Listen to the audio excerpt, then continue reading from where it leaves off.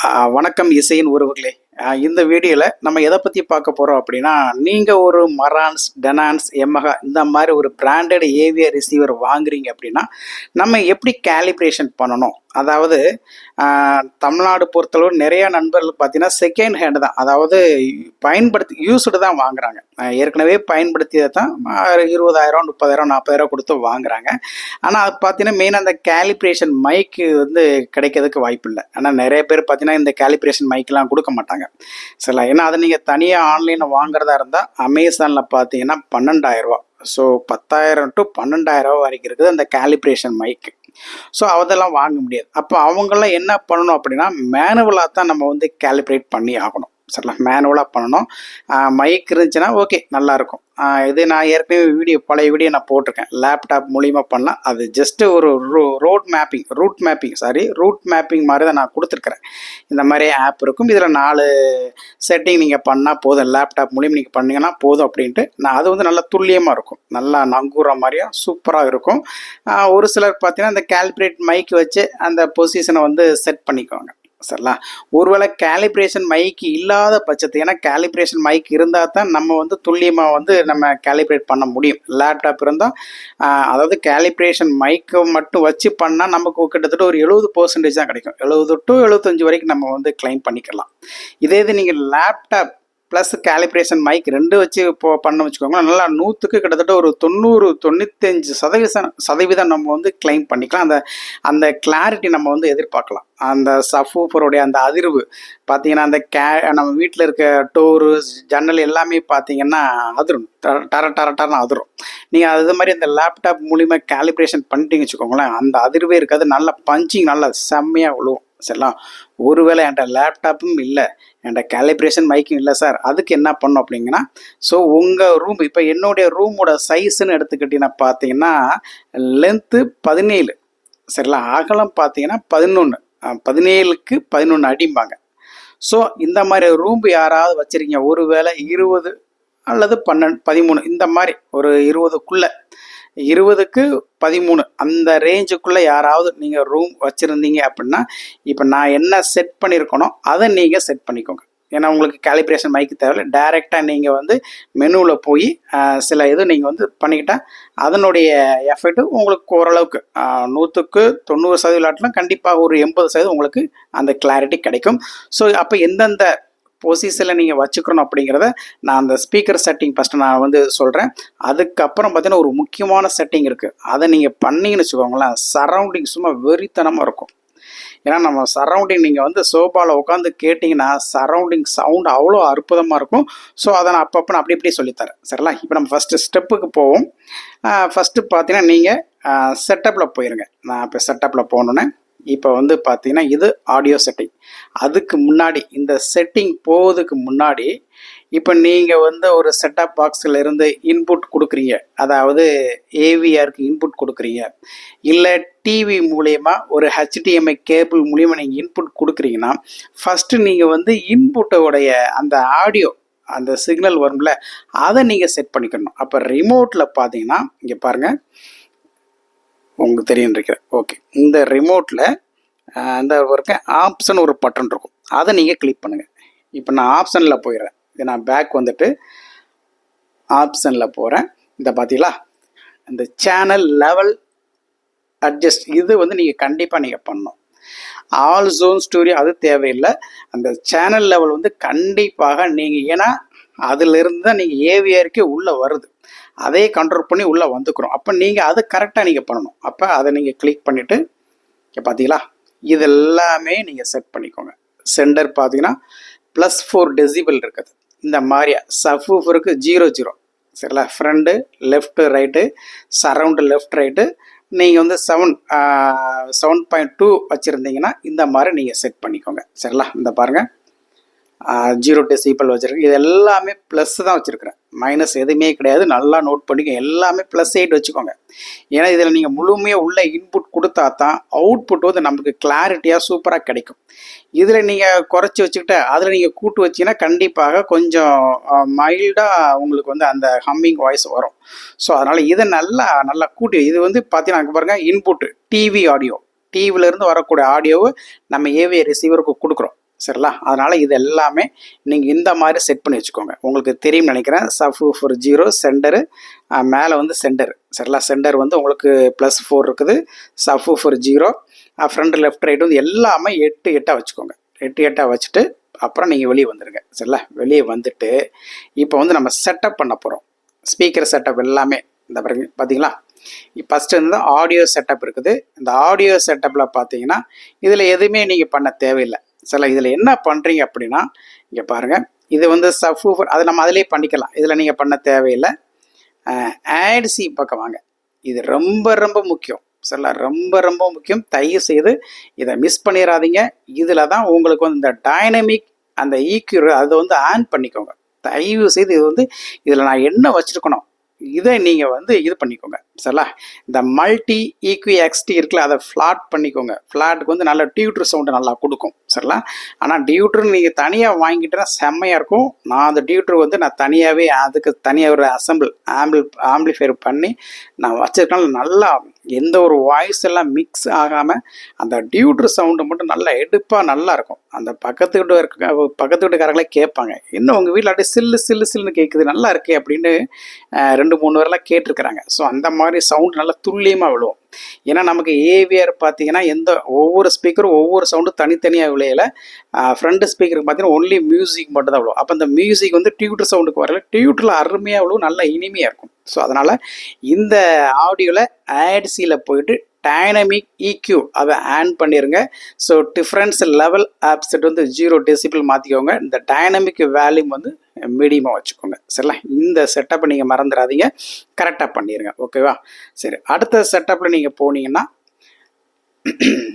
Video விட்டுருங்க, input தேவையில்லை. இப்போ வந்து மெயினாக ஸ்பீக்கர்ஸ். இந்த ஸ்பீக்கர்ஸில் வந்து நீங்கள் கரெக்டாக செட் பண்ணணும். நான் என்ன செட் பண்ணி ஆட்சி செட்டப் போக தேவையில்லை. நம்ம ஆட்சி மைக் இருந்தால் தான் உங்களுக்கு தெரியும் நினைக்கிறேன், பாதி தான் தெரியுது. ஸோ ஆட்சி மைக் இருந்தால் மட்டும்தான் நம்ம வந்து இது பண்ண முடியும். ஒரே நிமிஷம். ஓகே, இப்போ தெரியும் நினைக்கிறேன், சரிங்களா? ஓகே, இப்போ வந்து நான் மேனுவல் செட்டப் பண்ணுறேன். அதாவது ஆர்சி மைக் இல்லாதனால நான் மேனுவல் செட்டப் பண்ணுறேன். இப்போ என்ன பண்ணி மேனுவல் செட்டப் கிளிக் பண்ணிவிட்டு ஆம்ப் அசைன், அது தேவையில்லை. அதாவது ஆம்ப் அசைன் அப்படிங்கிறது பார்த்தீங்கன்னா நீங்கள் 7.2 வச்சுருக்கீங்க அல்லது 7.1 வச்சுருக்கீங்கன்னா சரவுண்ட் ஸ்பீக்கரை கொண்டு போய் டாப் மிடில் அந்த மேலே சீலிங்கில் ஃபிட் பண்ணணும். அதை நீங்கள் செட் பண்ணுறதுக்கு தான் இந்த ஆம்ப் அசைன். அது வச்சு அது உங்களுக்கே தெரியும். ஸ்பீக்கர் கான்ஃபிகரேஷன் தேவையில்லை. ஸோ டிஸ்டன்ஸ் இது ரொம்ப முக்கியம். அதுக்கு இந்த ஆம்ப் அசைன் நான் பார்த்துட்றேன் உங்களுக்கு. இது உங்களுக்கு தேவையில்லை, சரிங்களா? இது வந்து நீங்கள் வந்து செக் பண்ணிக்கலாம், எந்தெந்த ஸ்பீக்கர் பாடுது இல்லைன்னு செட் பண்ணிக்கலாம். நான் இப்படி தான் ஃபிட் பண்ணியிருக்கிறேன் எங்கள் ரூமில். பேக் சைடில் சரவுண்டு, ஸோ மேலே சீலிங்கில் 2 ஸ்பீக்கரு, இந்த மாதிரி நான் ஃபிட் பண்ணியிருக்கிறேன், சரிங்களா? ஓகே, இப்போ ஸ்பீக்கர் கான்ஃபிகரேஷன் எடுத்துட்டிங்கன்னா இது வந்து இந்த பாருங்கள், இதெல்லாம் முக்கியம். எல்லாமே ஸ்மால் தான், சரிங்களா? ஃப்ரண்ட்டு வந்து நான் ஸ்மால் யூஸ் பண்ணியிருக்கேன், சென்டர் ஸ்மால், சப்வூஃபர் எஸ் அது இருக்குது. அப்போ சரவுண்டு டாப் மிடில் எல்லாமே ஸ்மால் பண்ணிக்கோங்க, சரிங்களா? மறக்காமல் பண்ணிடுங்க. ஏன்னா நீங்கள் ஒருவேளை இதெல்லாம் நீங்கள் பார்க்கலாம், இதெல்லாம் இப்படி செக் பண்ணி, ஏன்னா லார்ஜில் இருந்தால் உங்களுக்கு சவுண்ட் ரொம்ப கம்மியாக இருக்கும். ஸோ அதனால் ஸ்மால் நீங்கள் பண்ணிக்கோங்க. அடுத்த ஒரு முக்கியமான என்னதுன்னா இந்த டிஸ்டன்ஸு. இதில் இருக்குது இந்த amp assign, speaker configuration, distance, level, cross over, bass, இது எல்லாமே நான் என்னென்ன வச்சுருக்கேன் அப்படிங்கிறத கரெக்டாக நீங்கள் வந்து ஃபிக்ஸ் பண்ணிக்கோங்க, சரிங்களா? ஏன்னா கேலிப்ரேஷன் மைக் இல்லாத பட்சத்தில் நீங்கள் இந்த மாதிரி ஃபிக்ஸ் பண்ணிட்டீங்கன்னா சூப்பராக இருக்கும். ஸோ இப்போ டிஸ்டன்ஸ் நான் என்னென்ன வச்சுருக்கேன்னு பாருங்கள். இங்கே பார்த்தீங்களா, இது வந்து ஆட்டோமேட்டிக்காக அந்த லேப்டாப் மூலிமா பண்ணது. அந்த யூனிட் வந்து ஃபீட்டில் வச்சுருக்கேன், ஃபீட்டு அதாவது அடிக்கணக்கில் வச்சுருக்கேன். 1 ஃபீட் கணக்கு வச்சு ஒவ்வொருத்தங்க 0.1 ஃபீட்லாம் வைப்பாங்க.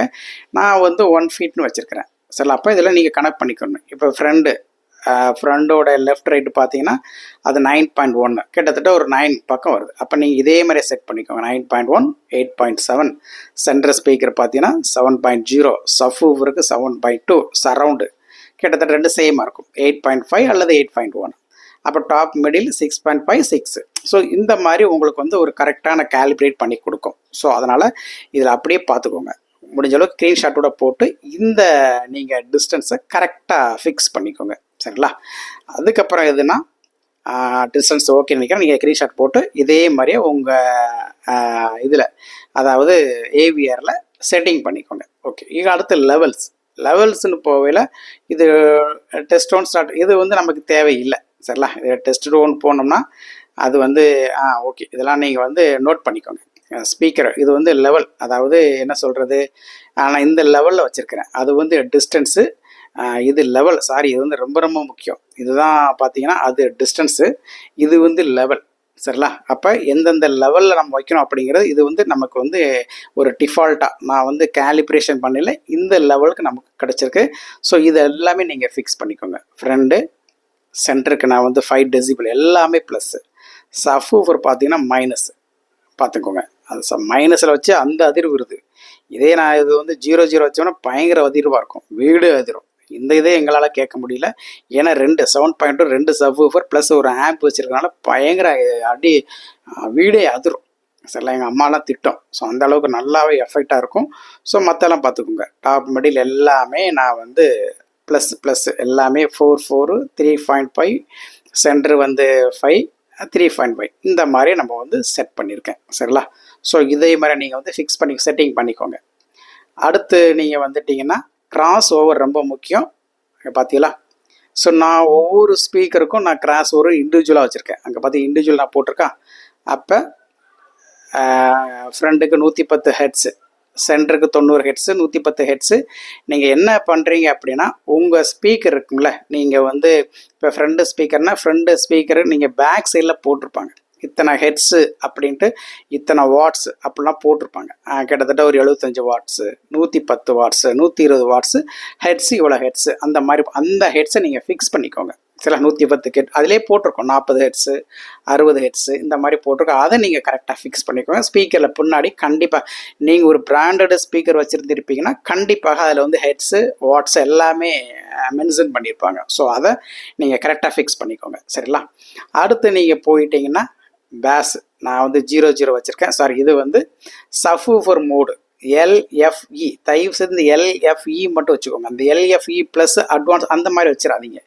அந்த மாதிரி வச்சுட்டிங்கன்னா, அதாவது ஒரு நிமிஷம் நான் கிளிக் பண்ணுறேன், இங்கே பாருங்கள், இந்த இருக்கல LFE ப்ளஸ் மெயின், இதெல்லாம் நீங்கள் கொடுத்தீங்கன்னு வச்சுக்கோங்களேன், எல்லா ஸ்பீக்கரும் அதிரும்.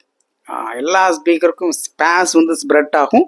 அப்படிங்களா? ஓகே, அது இருக்கும். பட் சாங்கு அந்த மாதிரி கேட்கறதுக்கு அது நல்லா இருக்காது. எப்போவுமே நீங்கள் LFE வச்சுக்கோங்க, அதுதான் உங்களுக்கு பெஸ்ட்டாக இருக்கும். சரிங்களா? அதே மாதிரியா இது வந்து ஒரு 90 ஹெட்ஸ் நீங்கள் வச்சுக்கோங்க. LFE நீங்கள் ஏன் வைக்கிறீங்க அப்படின்னா, இந்த பேஸ் சவுண்டு வந்தால் மட்டும்தான் அந்த ஸ்பீக்கர் வந்து அதிர்வு கொடுக்கும். மற்ற டயத்தில் எதையுமே கொடுக்காது.